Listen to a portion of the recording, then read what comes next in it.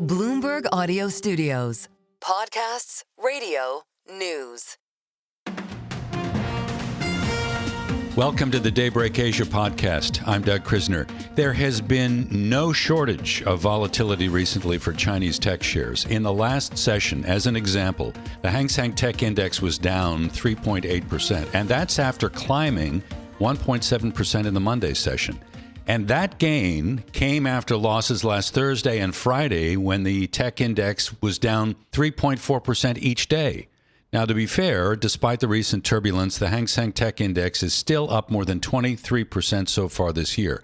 That said, there are some analysts saying any further sell-off could undermine the narrative that Chinese markets have become an alternative investment ground. Let's take a closer look now with Bloomberg opinion columnist Shuli Ren.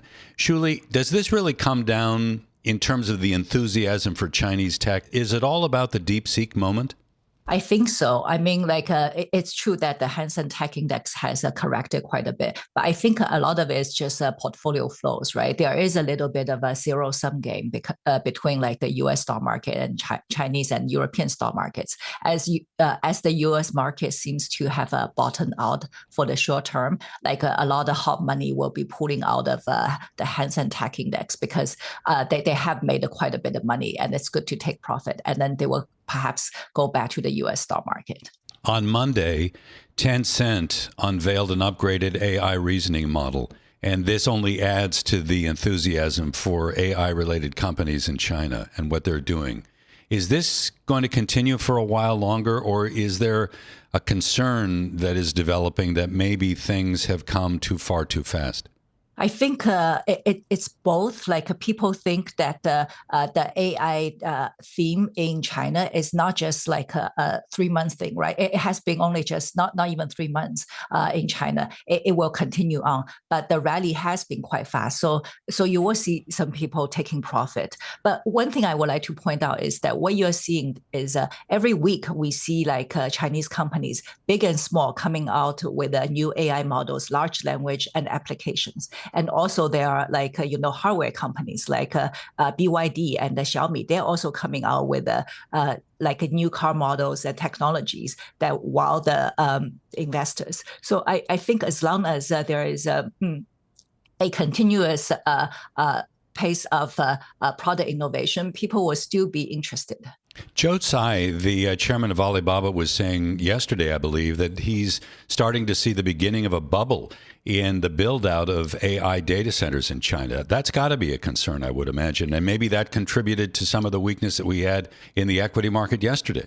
Yes, it's possible, but I will argue that in the U.S. there could be some the start of a bubble in data centers as well, right? Like at this point globally, we know AI is a technological leap and it's quite amazing, but how to make money off of it and how to really mass market to consumers and get them to spend on AI products, it's still a question globally. So if we can use AI as a metaphor for some of the gains that we have seen in automation, in mechanized handling of certain processes, and in robotics as well, is there a risk for the overall economy in China, particularly if you start to consider Chinese workers?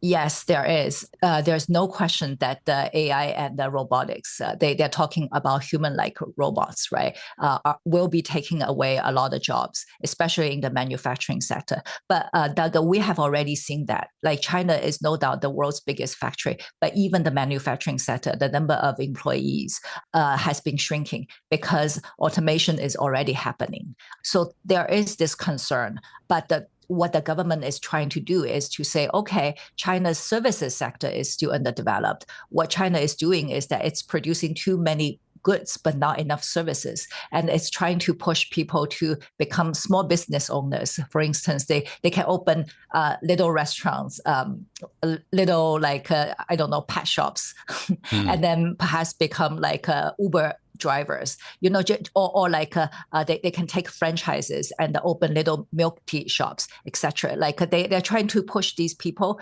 into the services sector. Does the government need to reconsider how it's educating the younger generations?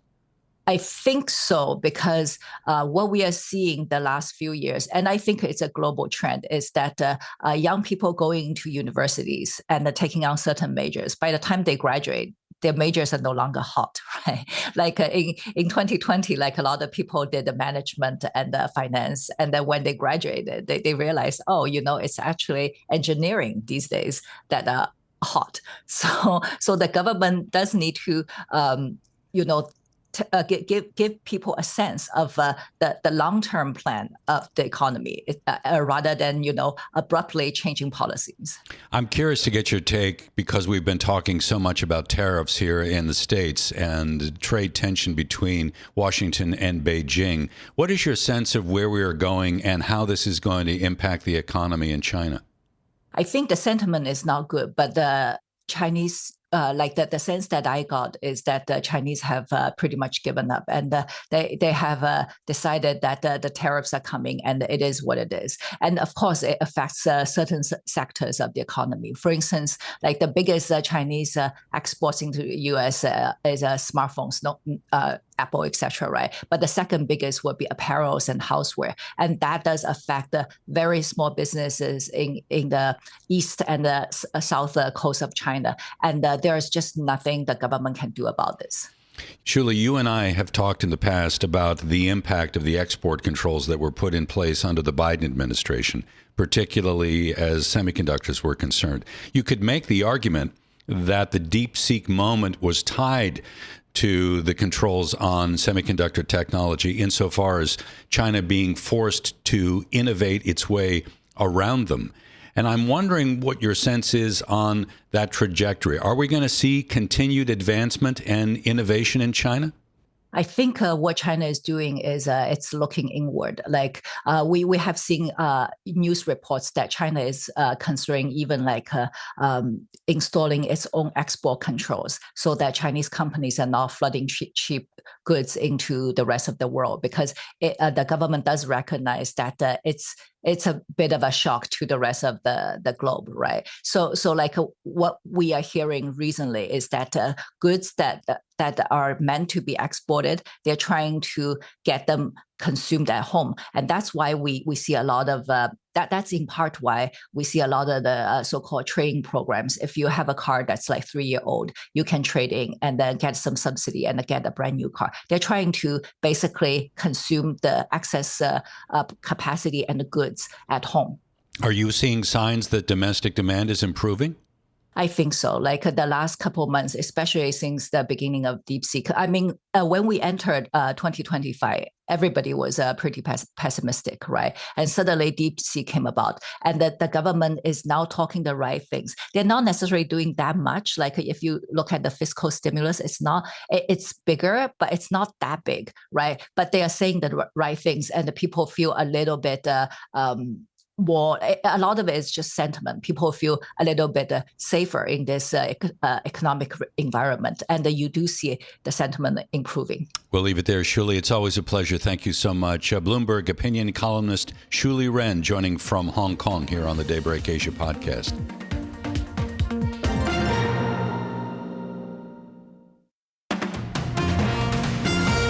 Welcome back to the Daybreak Asia podcast. I'm Doug Krisner. So we had a bit of churn in the U.S. equity market through most of the session on Tuesday. A little bit of assessment of risk associated with the trade war. I think that's a fair way of describing it. Chief among those risks, stagflation, and with it, the rising odds of recession.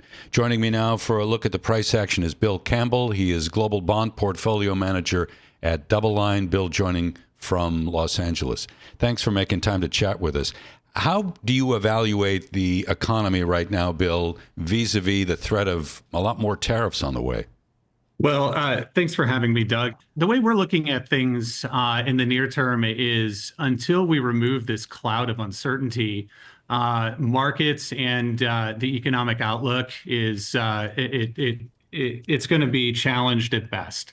I think the place where we invest and are most active across the bond markets, they're telling you that there is a lot of concern, not only with the upcoming April 2nd date, but what we haven't had clarity on and what there still is a lot of confusion about is April 2nd going to be the final date where we get a framework for what the tariffs and the tariff package and the goals will look like? Or do we have this risk of continued layering that potentially sectoral tariffs targeting the auto sector, pharmaceuticals, and other industries may then follow a reciprocal tariff package? And until we get those answers, the uncertainty is likely to keep risk assets, at least it's going to be a headwind to risk assets, moving higher.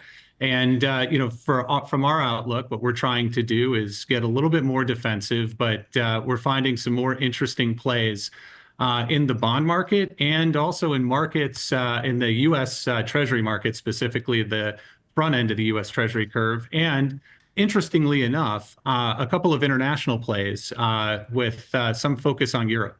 Do you see the risk of stagflation as being significant right now? Well, that depends on what you mean by stagflation. If you are talking, about a recession, I think we're still, looking at the odds of recession still about a third. But those probabilities have come up over the past month, maybe almost doubled from where, our initial expectations were when the Trump administration initially came into office. So I think that the questions that we need to answer to the questions that we need to answer about stagflation really are: how long are tariffs going to be in place? How high are the tariff rates going to be? And is there a risk that, as I mentioned before, there's going to be layering? Now, if we don't have layering and we turn out to have a one and done type tariff package on April 2nd, I think the scenario that Jay Powell articulated in the in his press conference, at the last FOMC meeting, that is plausible. The Fed sees inflation on a core for the PCE core to remain pretty sticky, tick up to 2.8% before ticking down to 2%. So inflation would be a 1-year issue before prices start to normalize. But the risk to that outlook is the layering risk. And the more that we have additional tariffs placed on for any reason, whether it's trying to bring manufacturing back to the U.S., or like we saw today with the Venezuela tariffs, trying to achieve geopolitical outcomes using tariffs, all of that weighs on the economic outlook, both for persistently higher inflation and downside risks to growth. And we, again, with that outlook, I think right now our positioning, one of the things we're trying to do is take more of a barbelled position where we're layering a little bit more into the front end of the Treasury curve, where we think that with Jay Powell's current rhetoric, he's kind of capped how much yields on the front end of the Treasury curve could back up, given the fact that he's willing to look through the potential for higher inflation rates in the near term. But if there is a growth accident, if too many tariffs do cause a growth accident, we think that then there's plenty of room for those Treasury bonds to rally, creating a decent convexity profile. So I'm curious as to how you weight consumer confidence in everything that we're describing right now, or everything that you've kind of laid out. Today, the Conference Board published its index. We saw a fourth straight monthly decline. It kind of echoes perhaps what we had recently from the University of Michigan, those data indicating that consumer sentiment fell to something that was greater than a 2-year low, I believe. Is there in your work a strong correlation between how consumers are feeling, that sentiment reading, and how they go about their spending? Well, yes. When we're looking at the confidence numbers, both from the University of Michigan and also the Conference Board today, they're showing clearly that the consumer in the U.S. Is becoming more cautious at the margin. We also are watching credit card delinquencies, and at the lower end of the income bracket, we're starting to see some, there have been stresses, on the consumer there as well. Not only is it, concerns that inflation will remain higher and higher prices, are denting consumer confidence, but with the tariff risk, what we're seeing is the potential for more margin squeeze across many sectors. And when margins get squeezed and companies need to start managing the bottom line, that puts jobs at risk, and that further can crimp both consumer spending and consumer confidence. I think the Trump administration is clearly making the bet that with all of the upcoming government layoffs, they're anticipating that there's going to be a handoff of those jobs from the government sector to the private sector. And this is where one of the risks that we've been highlighting about the Trump administration and all of the changes that they're putting in place so quickly is there's a high level of execution risk. And this is an example of that they're hoping that the private sector is going to be able to take a lot of the government jobs that are going to be shed over the coming quarters. But with increased prices, potentially tighter margins, and the subdued outlook for near-term growth, as was highlighted, most notably by the Fed marking down the 2025 growth expectations, there's an execution risk that the private sector may not be able to handle that. So tonight in the States, we are learning that GOP congressional leaders are close to agreeing on a plan to pass an extension of those 2017 tax cuts. And this plan, we were told, would also increase the debt ceiling. What are the fiscal ramifications of this, and how do you think the market will treat it? Well, there's fiscal ramifications, and there's also a liquidity ramification that I'd like to highlight at the end of this. First of all, I think the extension of the tax cuts is needed for the current economic environment of a cooling consumer or a consumer that's growing ever more stretched. Our concern at DoubleLine has been that the outlook for our fiscal deficit, currently standing, around 7% deficit to GDP, is really on an unsustainable path. The more that we're unable to correct the deficit in the near term, if we do have a growth slowdown, all the automatic stabilizers, such as unemployment insurance, are just going to automatically, increase the demands on the government to basically print money or sell more treasury bonds into the market to pay for those expenditures. And what that's going to do is put upward pressure on back-end yields. So what I had highlighted earlier, that we like to, right now we're weighting more heavily in our portfolios the front end of the treasury curve. What we're doing that at the expense of is we're underweighting the back end of the treasury curve, due to these increased fiscal risks. Now, on the liquidity side, when the debt ceiling gets extended, perversely, there is a tightening of market liquidity in the background. So when we started into the excessive deficit procedures, the Treasury started drawing down their cash account that they keep at the Fed, called the Treasury General Account, in order to pay for all of their bills instead of issuing new debt.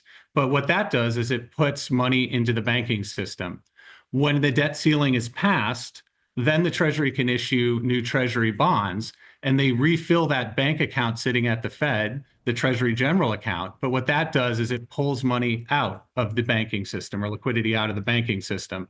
So if this bill does pass, what initially may look like a good headline, could have some tightening effects in the market and be another headwind for overall risk assets, and is something that we should keep a close eye on in the coming months. Bill, before I let you go, you were talking there about the Fed today. Governor Adriana Kugler was offering some support for this idea that the Fed would keep rates steady for some time, given rising inflation expectations and this uptick that we have seen in goods inflation. Very quickly, give me your outlook for Fed rate cuts this year. How many are you forecasting? Well, that's a great question. I think for now, the 1 to 2 potentially this year, because we think that there is the potential that growth could slow a little bit more than maybe other market participants are expecting. But that would come at the end of the year, because we do think that near term, April 2nd will cause a temporary spike in inflation.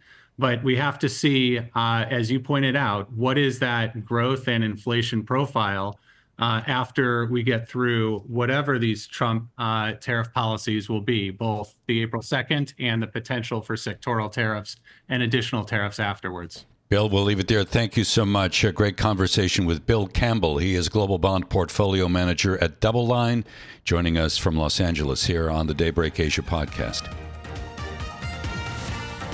Thanks for listening to today's episode of the Bloomberg Daybreak Asia Edition podcast. Each weekday, we look at the stories shaping markets, finance, and geopolitics in the Asia Pacific. You can find us on Apple, Spotify, the Bloomberg Podcast YouTube channel, or anywhere else you listen. Join us again tomorrow for insight on the market moves from Hong Kong to Singapore and Australia. I'm Doug Krisner, and this is Bloomberg.